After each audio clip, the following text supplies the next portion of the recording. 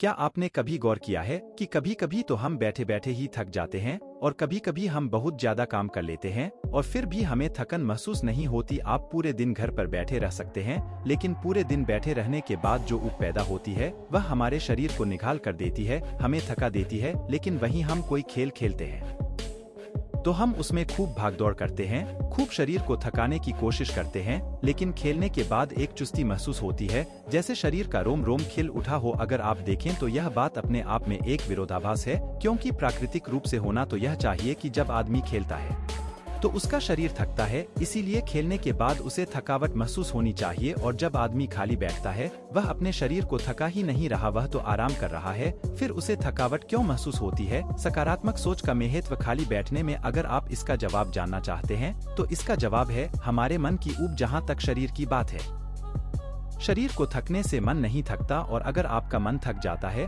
तो आपका शरीर साथ नहीं देता। ऐसा ही होता है खाली बैठने में और मन की इस ऊब को हम तनाव कहते हैं। आज की जो कहानी मैं आपको सुनाने वाला हूँ उसमें आपको तनाव के बारे में सारी जानकारी मिल जाएगी, और अगर आप तनाव को समझ लेते हैं तो आपके जीवन से दुखों का मिटना निश्चित है, क्योंकि दुख तनाव के कारण ही पैदा होता है। तो चलिए इस कहानी से हम तनाव को समझते हैं। इससे पहले कि आप इस कहानी में खो जाए, प्लीज वीडियो को लाइक और चैनल को सब्सक्राइब करके बेल आइकन की घंटी दबाकर ऑल को जरूर सेलेक्ट कर ले। दोस्तों, यह आपसे रिक्वेस्ट है। कहानी शुरू करते हैं। ये उस समय की बात है जब गौतम बुद्ध एक गांव में अपना समय व्यतीत कर रहे थे। उस समय तक बुद्ध की चर्चाएं दूर दूर तक फैल चुकी थी। काफी दूर दूर से लोग अपनी चिंता और दुखों के बारे में गौतम बुद्ध के पास समाधान खोजने के लिए आते थे।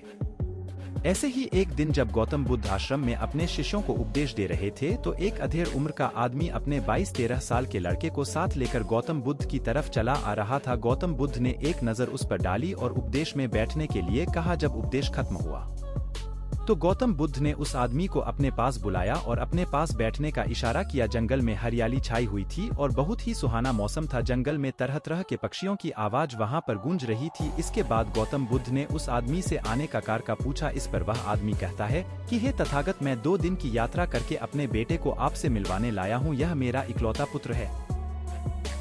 यह हमेशा थका थका रहता है, ऐसा लगता है कि इसके शरीर में कोई जान ही नहीं है। अगर हम इससे कुछ कहते हैं तो यह छोटी छोटी बातों पर गुस्सा करता है, और इसकी देखने की क्षमता भी उम्र से पहले ही कमजोर हो गई है और इसके बाल भी पकने लगे हैं। मुझे तो कुछ समझ नहीं आता कि यह सब क्या हो रहा है। भला इतनी कम उम्र में इतनी ज्यादा उम्र का लगता है। हे बुद्ध, मैं अपने बेटे को लेकर बहुत चिंतित हूँ। जब मैं अपने बेटे को डॉक्टर के पास लेकर गया तो उन्होंने कुछ औषधियाँ देकर कहा कि अपने बेटे को तनाव कम लेने दिया करो। वह अपने दिमाग में बहुत तनाव लेता है और इसी वजह से उसकी ऐसी हालत हो रखी है।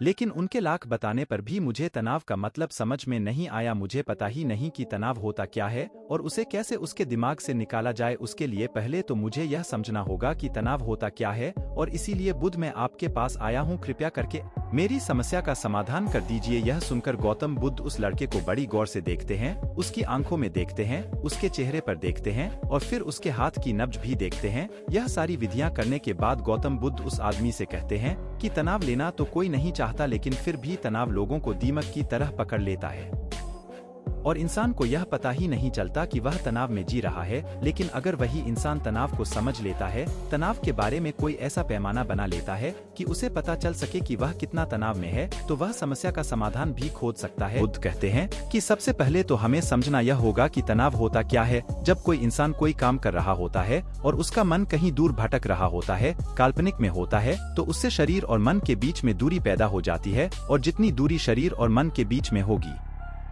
हम उतने ही निद्रा की अवस्था में होंगे, और इसी दूरी को, इसी खिंचाव को तनाव कहा जाता है। कोई आदमी खेलने के बाद फुर्ती महसूस क्यों करता है? हालांकि उसने अपने शरीर को थका है, लेकिन समझने की बात तो यह होती है कि खेलते वक्त मन और शरीर पूरा उस खेल पर केंद्रित होता है, जिससे शरीर और मन में दूरी पैदा नहीं होती और इसीलिए कोई तनाव पैदा नहीं होता, बल्कि हमारा तनाव दूर हो जाता है। और वही जब हम कोई बेमन का काम करते हैं जिसमें हमारा मन लगता ही नहीं, तो हम शारीरिक रूप से वह काम तो करते हैं, लेकिन हमारा मन कहीं दूर काल्पनिक में भटक रहा होता है। इससे शरीर और मन में एक दूरी पैदा हो गई और तनाव ने जन्म ले लिया। इसीलिए इंसान को एक बार में एक ही काम करने चाहिए और इस पर अपना तन और मन केंद्रित रखना चाहिए, जिससे आपके भीतर कोई तनाव पैदा ही ना हो। लेकिन कभी आपने गौर किया है कि इंसान के लक्ष्य कभी पूरे नहीं होते, क्योंकि इंसान का कभी कोई एक लक्ष्य होता ही नहीं है। जब इंसान एक लक्ष्य को प्राप्त कर लेता है तो दूसरा लक्ष्य स्थापित हो जाता है और इसी तरह वह अपने लक्ष्य को पाने के लिए गोल गोल घूमता रहता है। इसीलिए जो इंसान ज्यादा महत्वाकांक्षा होता है, जिसे बड़े बड़े लक्ष्य प्राप्त करने होते हैं, वह वर्तमान में कभी नहीं जी पाते। उसका मन हमेशा भविष्य की योजनाएं बनाता रहता है और बस उसका शरीर वर्तमान में होगा, उसका मन भविष्य में होगा और इन दोनों की दूरी की वजह से उस आदमी में तनाव पैदा हो जाएगा। इस पर वो आदमी कहता है कि हे बुद्ध, तो क्या आदमी को अपना लक्ष्य नहीं बनाना चाहिए, क्योंकि लक्ष्य बनाना भी तो एक महत्वाकांक्षा होती है। इस पर गौतम बुद्ध कहते हैं कि जीवन में कोई लक्ष्य बनाना गलत बात नहीं है, समस्या पैदा तब होती है जब हम सारा ध्यान उस लक्ष्य पर ही लगा देते हैं। आदमी को वर्तमान में जीना आना चाहिए। आप लक्ष्य बनाए, उनके प्रति निरंतर मेहनत भी करें लेकिन इसके साथ साथ आपके दिमाग में यह ख्याल भी होना चाहिए कि आप अभी वर्तमान में जी रहे हैं। जलन गौतम बुद्ध ने बताया कि जब आदमी किसी की तरक्की या किसी से जलने लगता है तो भी उसका मन सड़ने लगता है। जलन अंदरूनी घाव देता है।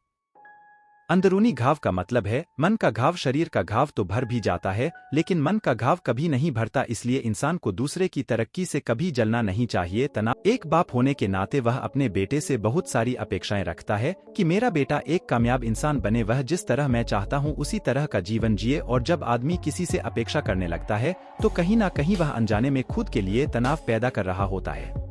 जरा सोचिए कि वही बेटा अगर अपने बाप के हिसाब से नहीं चलेगा, वह नहीं बन पाएगा जो उसका बाप चाहता है, तो फिर उसके पिता के मन को तनाव पकड़ लेगा। इसलिए किसी से भी अपेक्षा नहीं करनी चाहिए, ना ही दूसरे से और ना ही खुद से। गौतम बुद्ध ने कहा कि मन का काम करने से भी तनाव पैदा होता है। जिस काम में हमारा मन नहीं लगता, जिसमें हमारी रुचि नहीं होती, तो उस काम में हम अपना मन नहीं लगा पाएंगे। हमारा मन कल्पनाओं की उड़ान भरेगा और हमारा शरीर वहीं बैठा रहेगा। इसीलिए दोनों में दूरी पैदा होने की वजह से यह भी तनाव का कारण बन जाता है। इसीलिए आदमी को सिर्फ रुचि के हिसाब से ही काम करने चाहिए। इसके बाद गौतम ने कहा कि शारीरिक दुख भी तनाव का कारण होता है। जब आदमी को कोई शारीरिक कष्ट होता है तो आदमी का मन इस बीमारी के बारे में सोचता रहता है, जिससे उसके मन में दुख के विचार बनते हैं और वहीं पर तनाव पैदा हो जाता है। यह सुनकर उस आदमी ने कहा कि हे बुद्ध, शारीरिक दुख तो किसी को भी आ सकता है, तो क्या वह आदमी हमेशा तनाव में ही जिएगा? इसका जवाब देते हुए गौतम बुद्ध कहते हैं कि यह बात ख्याल करने की होती है कि हमारा जीवन दुखों का आगार है। जैसे जैसे हमारी उम्र बढ़ती है वैसे वैसे बीमारियां आती हैं, दुख आते हैं और एक दिन मौत भी आ जाती है।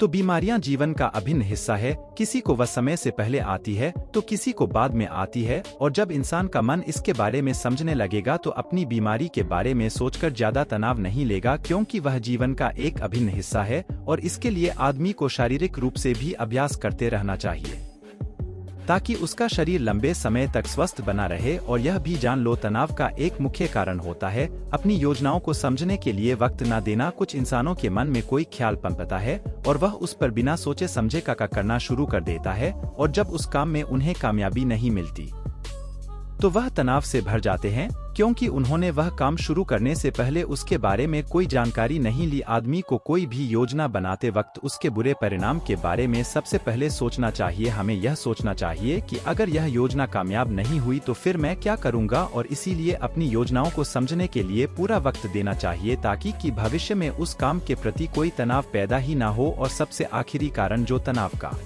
ज्यादा सोचना, लगातार सोचते रहना भी एक बीमारी होती है, और इसको दूर करने के लिए आदमी को ध्यान करना चाहिए। यह सुनकर उस आदमी ने हाथ जोड़ते हुए गौतम बुद्ध से पूछा कि हे बुद्ध, मेरा बेटा तो अभी मात्र 23 साल का है और उसमें इतनी समझ भी नहीं है कि वह इतनी सारी बातों का एक साथ अनुसार कर सके। कृपया करके तनाव मुक्त करने का कोई आसान सा मंत्र बता दे जिससे मेरा बेटा उस मंत्र का अनुसार भी कर सके और तनाव मुक्त भी रह सके। यह सुनने के बाद गौतम बुद्ध ने कुछ सोचते हुए जवाब दिया कि इसके लिए एक छोटी सी विधि है। अगर तुम इतनी बातों का पालन पूर्ण नहीं कर सकते तो तुम एक बार में एक काम करने पर ही मन लगाओ।